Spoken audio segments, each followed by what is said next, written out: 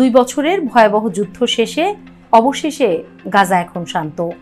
কিন্তু এই যুদ্ধবিরতি যেন হয়ে উঠেছে বেনিয়ামিন নেতানিয়াহুর জীবনের সবচেয়ে বড় রাজনৈতিক ঝড়।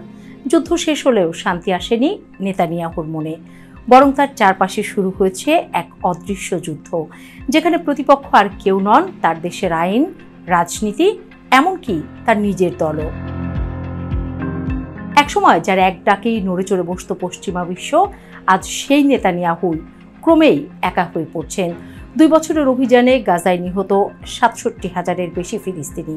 খাদ্য অবরোধে দেখা দিয়েছে ভয়াবহ দুর্ভিক্ষ, বিশ্বজুড়ে ক্ষোভ ছড়িয়ে পড়ছে, আর সাংবাদিকদের প্রবেশে নিষেধাজ্ঞা দিয়ে তিনি যতই ঢাকতে চান, এই রক্তের দায় এখন আর ঢেকে রাখা যাচ্ছে না। যুদ্ধবিরতি শুরু হয় রীতিমতো ক্ষোভের মুখে পড়েছেন তার নিজ জোটের ভেতরেই।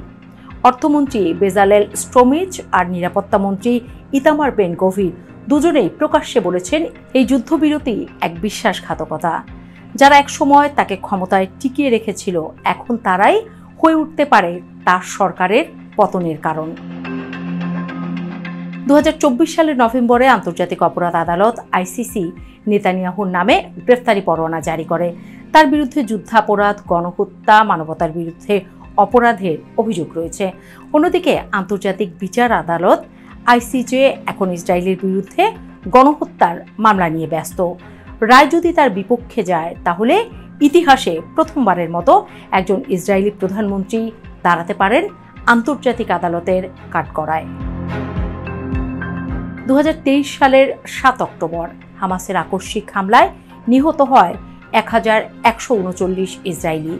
গোটা দেশ স্তব্ধ হয়ে পড়ে। তদন্তে উঠে আসে ইসরায়েলের সেনা ও গোয়েন্দা সংস্থার ভয়াবহ সমন্বয়হীনতাই ছিল এর মূল কারণ। এখন সুপ্রিম কোর্ট বলছে এই ঘটনার পূর্ণ তদন্ত থামানো যাবে না। অর্থাৎ নেতানিয়াহু যতই রাজনৈতিক নাটক সাজান, তদন্তের আলো তার দিকেই ধীরে ধীরে ঘুরছে। ঘুষ, জালিয়াতি, আস্থাভঙ্গ, এই 3 অভিযোগে তার বিরুদ্ধে চলছে মামলা। দোষী প্রমাণিত হলে 10 বছরের কারাদণ্ড হতে পারে।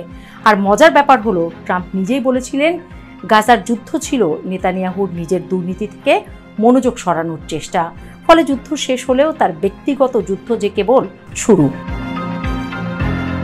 এজন্যই বিশ্লেষকরা বলছেন যুদ্ধবিরতি দিয়ে হয়তো বন্দুক থেমেছে, কিন্তু নেতানিয়াহুর লড়াই এখন শুরু হয়েছে নিজের দল, আদালত আর ইতিহাসের সঙ্গে।